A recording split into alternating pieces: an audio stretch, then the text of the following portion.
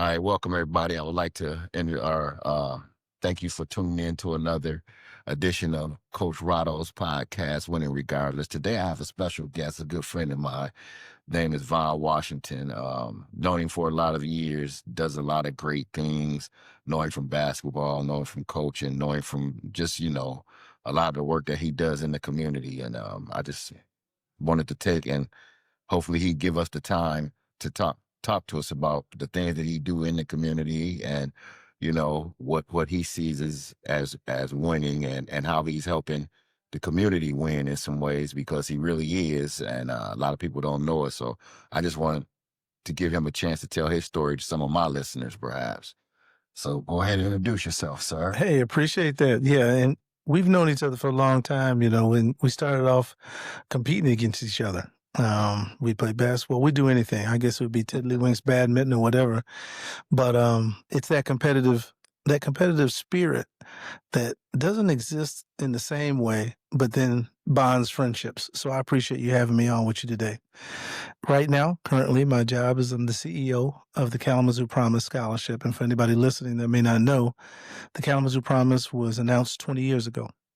And it was announced at that time that anonymous donors were going to pay the tuition and fees for students that graduate from the Kalamazoo Public Schools to go to in-state public colleges and universities. About 8 years ago, we expanded to 15 private institutions. So basically, a student that graduates has tuition and fees paid. Now, that's vocational education, that's certificates, that is bachelor's degrees, associate's degrees. We call it Your Path, Your Promise, because the student has an opportunity to put it together in the best way that they can. Been working for the Promise for about 14 years now, but before that, did 22 years in public education, last 8 years as a principal at Kalamazoo Central High School. And then before that, worked as a media specialist, a basketball coach for 16 years. So to that thought of community and the work that I get to do now on behalf of this community, it's pretty special. But no matter where you go and typically what you are doing, you're always working on behalf of a community if you open up and take a look at it. So no matter whatever job you're doing, if you're working, you're contributing. And if you have a mind for it, you'll expand that, you'll do more. Right. And I'm glad to hear you talk a little bit about some of the promise things because I was wondering, I was asking the wife yesterday when we were talking about having you on, now you say vocation, does that include like the trade? Absolutely. And that's now that's a new thing, right? Well, actually, and I'm glad you said that. And that is kind of one of the things that is a misnomer about the Kalamazoo Promise. So no, but it's more of a perception thing. People don't hear scholarship and think plumber. They just don't. And for a lot of the parents out there, they hear scholarship and they think that the big prize is the 4-year degree. And so we just have some perceptions that we have to dispel. But ever since day one, a student could use their scholarship at any one of the community colleges in the state, and all of them have vocational education. So you could have been from day one, you could have gone into the electrical program, you could have gone into the auto mechanic program, you could have done any of that here locally at Kalamazoo Valley Community College or at any one of the community colleges in the state, and you could receive a vocational degree. But once again, people don't hear the word scholarship and think vocational education, and we're working very hard to make sure that they understand that. So to your point when you said that was new, what's new is that we are stepping out with many of those that are in the movement of promoting vocational education in the trades, and we're standing with them. So I stood with Governor Whitmer when they opened the Michigan Carpenters and Millwrights facility that's right up in Wayland. Right. And so we were there then. So a lot of people thought, whoa, it's about time y'all started getting into that. Well, what we're getting into is leaning into making sure people know that it's available. Yeah, because again, I didn't know that because I did a segment on, basically knowing your capabilities. And like I was saying, a lot of kids don't have the capability to go to college for 4 years, but they do have that capability to go for the 6 months to get a plumber's license or to get an electrician's license or HVAC, just to even get them into the school because they're good with their hands. Yeah. But we never know that because, again, like you said, when they hear the word scholarship, they think it's 4-year type of deal, Yeah. and I'm not cut out for that. So they totally miss a whole section of life. Yeah, a lot of people look at it like it's a fallback. So you didn't get the top prize, so then go for this next prize. But actually, your skills and your expertise, how you're hardwired, could actually be in a different segment. And so what we want to do is honor all segments. Best thing we could do is help you find out which one that is early on. So one, you don't waste money, because there are several people that get a 4-year degree and all of a sudden come back and get a certificate. They're able to use their certificate, their vocational education, start a good job, but now they're paying for a 4-year degree. So the value proposition has to be an understanding. What is your goal and what do you want to do? And then actually getting your family to buy into that, because sometimes it's the family that's stopping the whole train. So I might come home and say, look, I went to this thing today and I want to be a cabinet maker. Mom and dad look at you like, man, get back in there and get the English class. What you talking about? That's right. And you could go and be a cabinet maker. And if you're skilled in it, you've got expertise, the artistry of it. So many people cannot do that. And so it's very valuable. And we used to say about plumbing too. Yeah. No one wants to talk about a plumber till they need a plumber. Right. And then what you got? Yeah, what you got? And then what you got? So, and then when you call that person, you hope that person is so good at plumbing that they're going to fix you up. You're not going to have a problem again. It's just like a doctor or any other profession. You call them because you need them. You are hoping they are the best, top of their class in what they did. So you don't just stumble into those professions. And we don't want students just like wandering in. All of a sudden, let me wander in and all of a sudden I'm an HVAC specialist. We want you want to do it. You may have seen someone else do it. Maybe it's something that they've done in your family or someone that you got to witness in your neighborhood does this particular thing. You have a potential for it, and you can make a very good living doing it. Yes, you can, because I know in my business in itself, I hire electricians, HVACs, and plumbers, and I know how much I pay them. So yes, you can. So now, I never knew this about you. So you were a military brat. Mm-hmm. I had no idea about that. Now, what was that like? Traveling from place to place and having to, make new relationships and new friends and be versatile, basically. Yeah, my father comes from a family of 14, and with that, as he was growing up, more children were coming in the house all the time, almost every year. And so one thing he knew when he graduated high school, I got to go, and there weren't many choices. And so he chose the military and got into the Air Force. And so immediately, I was born in Great Falls, Montana. That mystifies a lot of people. First, they say, how are you there? Well, we were on the military base. So I was born in Great Falls. We immediately moved to Colorado for a stint, and then we moved to Germany. And so I started kindergarten through 4th grade in Germany. Okay. On the Air Force Base. We were in Hahn Air Force Base and then Wiesbaden Air Force Base. After 12 years, my father, he thought, it's time for me to get out of the military. And he was always amazed at how my mother could write.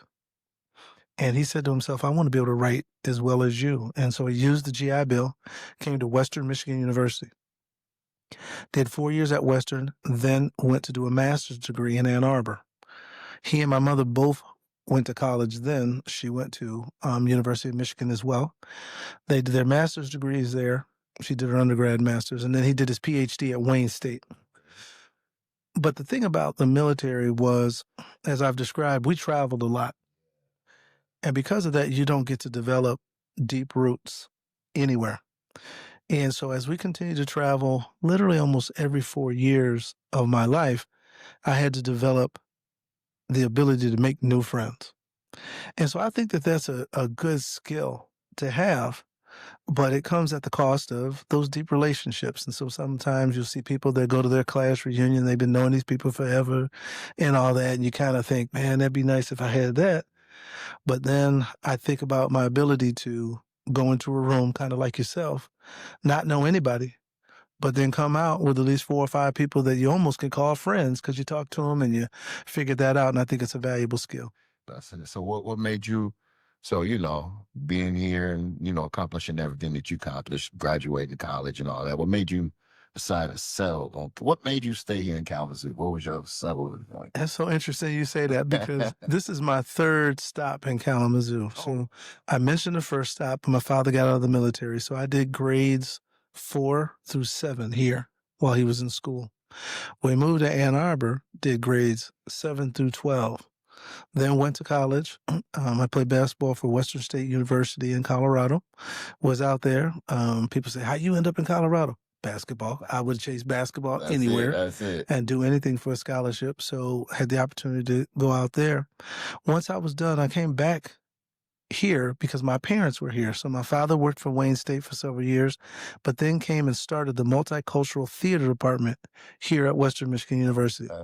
So you know how it is. You're done with college, gave semi-pro basketball about 4 years of my life, and then came back here and was here.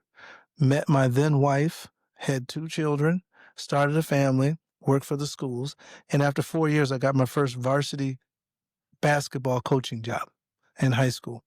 And so we moved again. So, did 4 years here, moved again, was in Niles, Michigan for 4 years, left there, took a job at West Ottawa High School, 4 years, and then back in Kalamazoo after that. I was invited to come back and start the alternative school for the Kalamazoo Public Schools and have been here ever since. So this is my third stop in Kalamazoo. But we were talking with a researcher the other day about communities, especially communities of color. And they had several leaders of color in the room. And one of the questions is, why do you stay here? And the answer for me is that Kalamazoo has an amazing streak of generosity and philanthropists. And for people who are mission driven, you feel like being in Kalamazoo, you have a chance to tackle and overcome the challenges that Kalamazoo and many cities face across the country. I honestly feel if I lived in Chicago, I just don't think I could make a difference. But in Kalamazoo, because of the philanthropy, the generosity, the quality of people, the opportunity that's here, and especially the scholarship that I represent, I feel like we can do something collectively. It's funny that you mentioned that scholarship because I remember standing outside the Radisson with you one day and for the Jolly Fellas. Mhm. And we were just catching some air because it was hot in there. And you were saying, Rodney, look at all of these cars out here. Every second car is touched by the promise.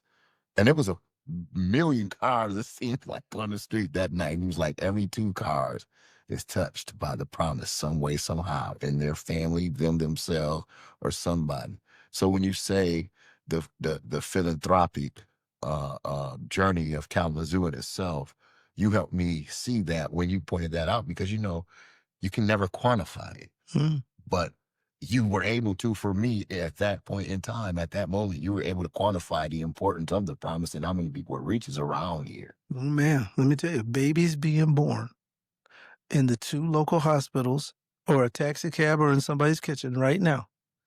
They live in Kalamazoo in the city limits or the school district limits. They live in Kalamazoo. They have a college scholarship. I mean, dig that. Right now, we're sitting here, babies are being born. So this machine is continuing to generate opportunity after opportunity. And it doesn't say, oh, well, if the college raises its prices, we only give this much. Right. No, we're paying out.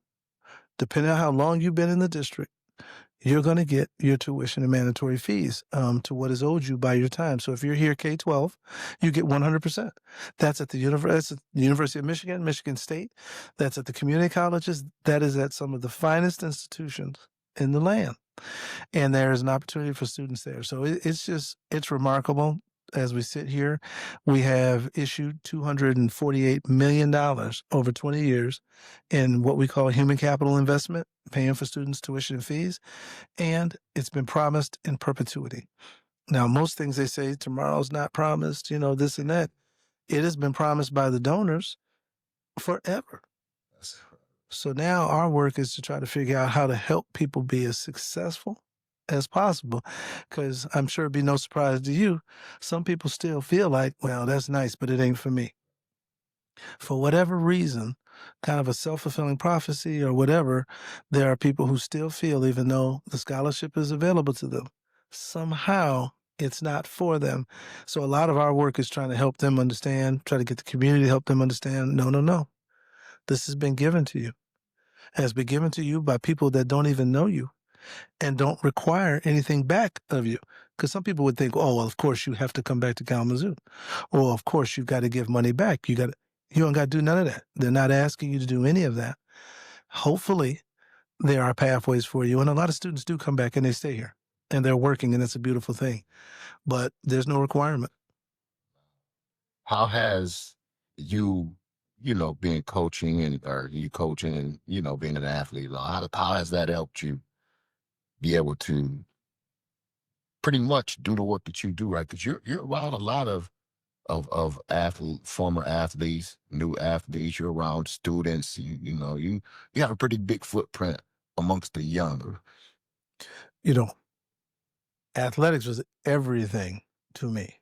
So, I spent my years of development, and I was called a late bloomer. So, anytime I made a team, I was riding the bench. I was doing this. I was holding on to what I thought was just a big piece of identity and opportunity in sports. And so at the time of my life in high school, while I was doing that, I was trying to fit into everything.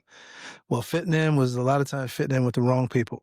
So on a couple of occasions, found myself in front of the judge, and the last time I was in front of the judge, he, hit the gavel, was going to put me up 20 days in the county jail. Fortunately, I didn't have to do that time. There were some people that were there, helped me meander my way around that. And that was the last time, other than some speeding tickets, that I was in front of a judge. But I will tell you, sports is everything. Every principle of sports can be applied to life. In our organization now, we have about 30 individuals that we've grown our organization to, and they will tell you we're a team. We use sports analogies all the time because they can be applied anytime, anywhere. So it is, yeah. So sports has just been a big driver. And that's because if you want to accomplish anything, you might be able to go a mile by yourself. But if you want to go 20 miles, you want to go 40 miles, you need a team to do that. Now, another thing that you like to say that I read and saw is that you love to work hard to change the human condition. Help our listeners understand that. Yeah, how well, it can help. Yeah, this thought of changing the human condition really is, if you did it, just looked at one person and evaluated where they are, what their circumstances are, socioeconomic, mental, physical, their living situation, and you look at that and you want to help them realize something greater and more. Because most of us do. We want something more than we have. Even those who have a lot want more. But our work is steeped in helping and meeting those students where they are with the things that they have and help them so they can live healthy, successful, productive lives. We don't prescribe what that is. A lot of people can be happy with a lot less than you or I have. They could be happy. So changing the human condition is looking at some of those barriers, institutional barriers that have stopped people, looking at the things that have kept people marginalized and oppressed for however long, and trying to help remove those or help them understand how to get over them, around them, under them, so that they can get to the other side and live their lives. And that's the work of trying to change the human condition. And what the donors of the Kalamazoo Promise know is it takes time. That's when they came out and they said, we're going to do it in perpetuity. So some people will be like, oh, we're going to do this program. We're going to do it for 3 years. And then see if 3 years can change somebody's entire existence of 20 years of being called names and not having resources. So they know it's going to take a long time to do that. We're seeing the effects of that now, the impacts of being able to do this over time. So just continue to do that. But changing the human condition is helping people realize their hopes, their dreams, and then also try to help them create the potential for generational opportunities for their family. So for us, a lot of times, and when I say us, people of color, we have been trapped.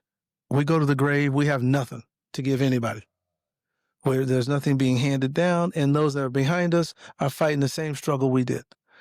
We want to be able to, and I'm not suggesting you got to die with a whole bunch of money, but what you do want to do is put those that are in your line in a position to be able to excel and accept and walk into the many opportunities that are there, not start from ground zero. We start at ground zero. Yeah. We don't want everybody else to start at ground zero, and we don't do that well. So generational wealth is something that when you're talking about the human condition, I will always talk to somebody about how to put that in place. So now, in that, how would you urge others to join in helping you? It's a realization. So the work of the human condition, every teacher is doing it every day, every administrator, any school personnel. There's over 1,000 nonprofits in Kalamazoo. These are folks trying to help change the human condition. You yourself, with the work that you are doing here, you hire people. I'm sure you have hire practices. You have an idea about who you'd like to hire that will work for you, those types of things, just by having a business and an organization in the community.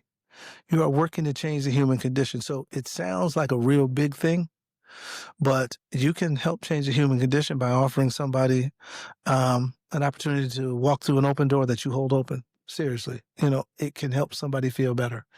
So when people feel that there's kindness, that there's generosity in the world, that there's opportunity in people that will invest in them and or support them, that is helping to change the human condition. And you don't even need any money to do that. Wow. Mm-hmm. Now, another thing too, because I know you hear it a lot, and I hear people always got something to say about you. Mm-hmm. And hey, that's my boy. So I don't care what you say. You can never, man. How do you stay the way that you, man? Because I always see you smiling.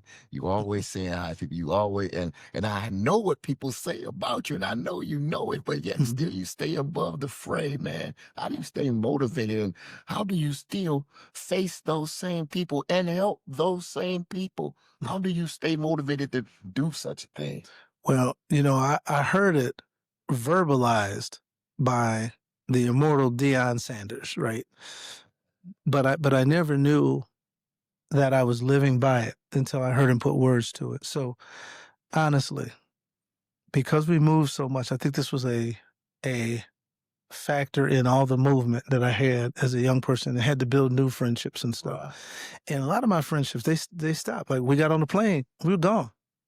There was no phone calls. There was nothing. So you were stretching into new stuff.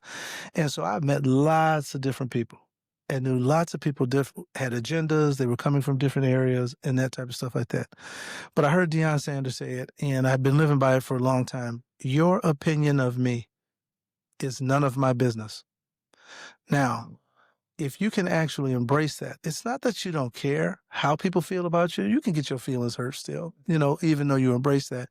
But it's not that. But until someone is saying something that impacts my daily work or trajectory, I can give it no energy.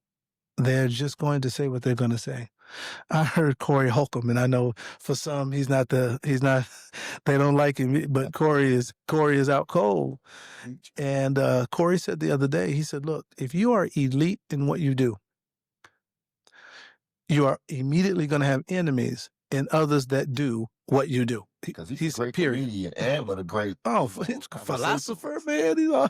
So, but he's, hey, if you're elite in what you do, automatically, undoubtedly, they are going to say something about you, especially those that do what you do. And so it's not to create a negative perception. So you're going out the door every day just thinking people are talking about you. But it is one of those, I don't tell you to scare you. I tell you to prepare you. There are people that just can't get it done in the same way, don't have the same opportunities, and or think that everything you would do, they would do it differently. My father always said, everyone will have a recipe for how you should live your life. So bottom line, your opinion to me is none of my business. You can have that opinion until that opinion impacts my paycheck, my workspace, my family or something. I will not address it until I have to. So, and that's just the way I got to go. What has been some of the most rewarding thing? Because I mean, man, the work that you do is very rewarding. What is because you're changing. I mean, literally changing lives. I mean, again, you're talking to kids who never would think that they would go to college, and you're talking them into going to college. And not only that, some of them are excelling, and never thought so. I mean, what are your rewards in that? How is that, other than, because I know how we are as far as I don't need the accolade and this, that, and the other, Yeah. the personal feeling of, I think it's like that whole coaching moment, right? When you're coaching, it's not supposed to be about you. It's supposed to be about how the team does it and that excitement when you put a play in, you worked on it all week. Kid didn't think he could hit the shot. He hits it. Oh man, the joy of it all. But it's like coming into a place like this, seeing Promise Scholars, knowing that they are getting their life on, and it's those victories and those moments when students do things. Back in 2010, the first time the White House initiated the Race to the Top Commencement Challenge is what it was called. President Obama was the president then, and if your school won this competition, the President of the United States would give your graduation commencement address. It would be the first time a sitting president in the history of the country gave a high school commencement address. So our school went after it. And many people doubted us. Adults told us all over the place, he ain't coming here. He was just in Michigan. He did this and that. But we kept it going, man. We kept it going. The kids believed, so we believed. We gave them the space to do the work. Then we got selected in the top 3. Oh man, everybody was crazy. So we had to make a video. President was going to vote on the video. The world voted on the videos, did all that. Long story short, we won the Race to the Top Commencement Challenge. President Barack Obama gave our commencement address. He stayed for the whole 3 hours, but it was student led. Man, that was one of the most prideful things. because it was so empowering for them. It was empowering. And I remember, so we were going into the final 3. And I remember somebody very important in the community coming up to me and saying, who you going to get to do the video? I said, well, the kids got to do it. The White House said the kid, oh man, don't mess this up. I said, what? He said, no. So then I got that pressure coming at me like, you finna mess this whole thing up. I said, man, this got to be the kids. And the kids did it and the kids won it. And that was one of the most special things. But that was a prideful moment. But the probably the most prideful moment I had, if it was just being an educator, was we were removed from what's called the failing schools list in the state of Michigan. So if your school was not performing well, you could be put on the failing schools list. If that was the case, students could leave your school and go to other districts. We were removed from the failing schools list. And I'm going to tell you, I got more pride in that moment than literally any basketball championship, any of the stuff that we ever did, because it told me students were learning, moving forward, and that they would then be able to accept their scholarship at a greater rate to be successful. Yeah, and taking their own education in their own hands and understanding that it is up to you. It really is. People sometimes they accuse us with the Kalamazoo Promise of it's throwing money at the issue. But it's not. This is not a handout. It is a hand up, because the student has to perform in school to receive it. If you don't go to school, if you're not performing at a 2.0 or better while you're in college, your scholarship can be suspended. You can even go on probation with your scholarship if you do it again.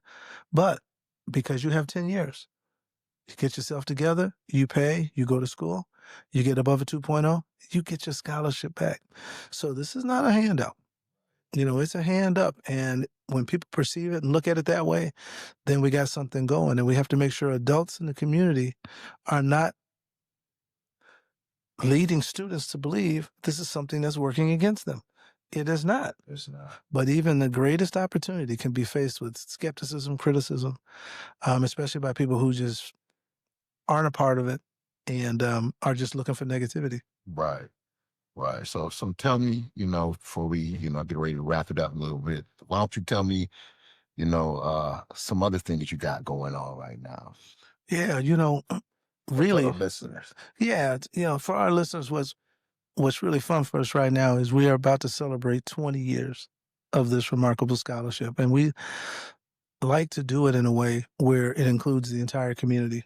So we have a conference that's coming up in November, and that conference is made up of people who do this type of work all across the country. When the Promise was announced, it was the first and the only one. There's over 300 plus programs across the communities, Pittsburgh Promise, El Dorado Promise, you name it, across the country. So we get together, and they're coming here for a conference, and in that conference, we're going to celebrate the Kalamazoo Promise. But over the next year, we're going to have a community-wide celebration where we bring, community members together, everybody to celebrate. We're going to be having an educator celebration, and when we celebrate 10 years of the Promise, the forgotten people here are the educators. Student can't do nothing with this. If a teacher's feeling run down, feeling disgruntled, feeling unheard, just in a system that is not even designed for you to go to the bathroom during the day.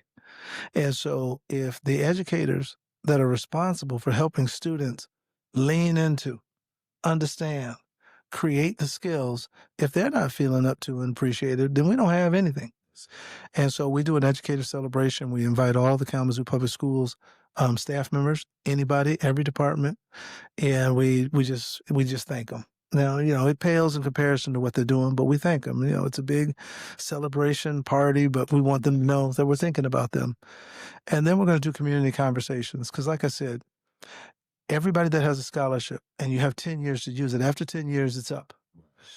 And but everybody that has it doesn't use it. Everybody that has it doesn't feel positive about their opportunity to be successful.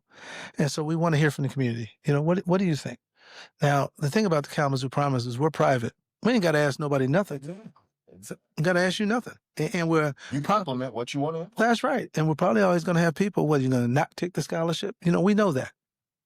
So people's mentality needs to be on focusing on how to help students understand this tremendous challenge that they have, or just tremendous opportunity that they have, and match it up with, the challenges. School can be hard. School can be tough. If you have a bad experience in your early years of school, that doesn't make you say, I want to do more. And so how do we as a community ensure that someone has the opportunity to get the support they need and meet those challenges where they are with the resources the community can provide? Okay. So now with our podcast being called Winning Regardless, and sounds like to me, because again, me knowing you and knowing the things that said about you, he says that Vaughn winning regardless. So it don't matter to me. What advice would you give our listeners to, for somebody who might be, feeling like they need to hear something? The fact that, especially if you're here in Kalamazoo, but no matter where you are, if you're listening to this, that whole thought of staying away from the static of people that are trying to pull you down can't be said enough. And especially in this day and age, social media, so many outlets, people being able to be connected to you and you connected to them, no matter where they are in the world, creates a strong opportunity for negativity, dissension.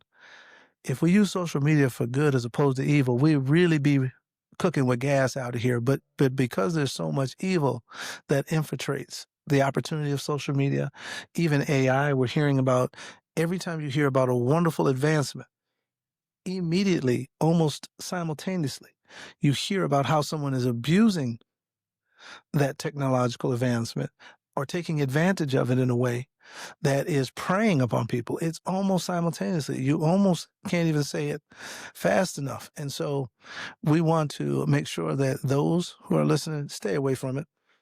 Other people's opinions, they don't hold anything to you, like I said, until they impact you. And most times they only impact you if you let them. But they're going to be talking. If you are elite, man, they're going to come from you because they can't do what you do. Right. I see it. Now, your quote is, give it what it's worth. Oh, man. Break it down to it. Break it down to it. Give it what it's worth. Thanks, Rodney. I really wanted to be able to talk about this one. So my father one time, I was complaining about something that was happening at the school. Somebody was mad at the school, and I was a school leader at the time, and I was talking to my father. Now, my father doesn't have a lot of time for this kind of stuff. And he said, look, man, give it what it's worth. For a long time, I didn't know what that meant. But then as I really processed it, I said, oh, he's talking about the decision. So we all know somebody who go into a department store and have a bad experience. And they say if you have a bad experience, on average, you'll tell 20 people. They say if you have a good experience, on average, you'll tell one. And I've seen this over and over again. Man, they had bad ribs over there. Oh man, I ain't going back there. Man, you shouldn't go there either. They charge too much. You'll tell everybody. But if it was good, the expectation is that it was there. And we all know people who, if they cut you off on the road, you're driving, they'll be talking about it for 2 days. Now, nothing happened. Everybody's safe, but you mad. And you're really mad because you want to make sure that they understand what they did to you, because they just keep driving. And you're like, oh. So I was complaining. My father said, give it what it's worth. And so I decided that next week to look at the majority of decisions that I had to make and count, literally count 1,000, 2,000, how much time in my life I was going to give to that decision. I found out that the majority of decisions take 30 seconds before you should let it go. Be done with someone cut you off. Praise the Lord that no one got hurt. That's right. That's it. Do what you got to do, but it's 30 seconds, maybe 15, because the more you give to it, the more life you're giving to it. And that cannot be helpful for anyone. So, in decisions out there, if you get a chance, you're someone that hangs on to things for a long time, or you're trying to figure out how to move past some stuff, think about giving it what it's worth. And you have to count. You got to do the exercise so you understand, and just give it what it's worth. Yeah, man. Well, man, I appreciate you coming by, giving me some of your time, giving my listeners some of your time, because I know how important you are. Very important man right here. And again, man, I appreciate our friendship, and I appreciate the knowledge, and, I appreciate you giving us the time and me the time to get to know a little bit more about you. And because I never knew the military brat stuff. Oh, yeah. You got anything else you would like to say or add? No, I really appreciate this, candid conversations and opportunities, especially amongst, the communities of color, are what we have to have. We run away from them a lot. They feel uncomfortable, and we just don't want to say stuff. But we have to have these conversations. And I do appreciate this conversation, especially between two men, because I'm finding that conversations between men have changed drastically, and we don't get a chance to be honest, open, and talk about the things, because they're describing things as toxic. Every time you look up these days, something's toxic, something's not right. And I'm not suggesting we have to be in a situation of locker room talk. I'm talking about talk like this, where we can say, hey, man, how you deflecting this situation? How you keeping the static out, man? How you doing this? Because the reality is it's happening. It is happening, man. Most people are not rooting for you. Nah. Period. Nah. And like I said, that's not to go through life feeling sad or depressed. They're just not rooting for you. They're rooting for them, and they're rooting for theirs. And some of them can't even root for themselves. So with that being said, you cannot invest your life in people who are not rooting for you. You've got to keep it moving. Well, with that being said, everyone, thank you for tuning in to Coach Rodo's podcast, Winning Regardless. Again, we have another winner sitting next to us, Val Washington. You can find us anywhere you listen to your podcast. Thank you, and you have a great day.